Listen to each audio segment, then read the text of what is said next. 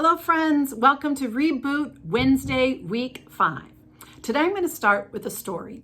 It happened to my mother a few weeks ago. She got up in the morning and she came out to the kitchen to get her coffee, and lo and behold, she had a huge mess on her hands. Her refrigerator and freezer stopped working and there was a huge puddle underneath the refrigerator.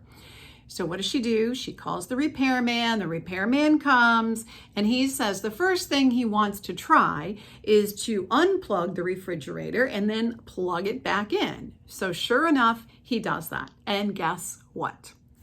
It worked. It rebooted. So it not only is true for computers, but it's also true for refrigerators. Now, if there's a silver lining from my mom, is that when it rebooted, she had cleaned her refrigerator and freezer out so they were all sparkling clean, which reminds me of Psalm 51 that says, "Create in me a clean heart, O God, and put a new and right spirit within me."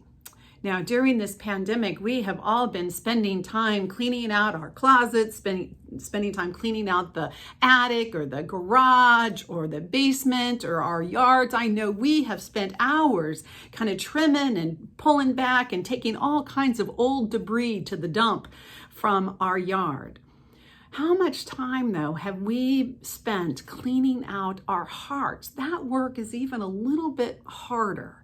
But we do need to spend some time cleaning out the bitterness, the resentment. We need to spend time, that the old guilt that we may hold on to, kind of coming clean with our own biases and ways of thinking that inhibit growth.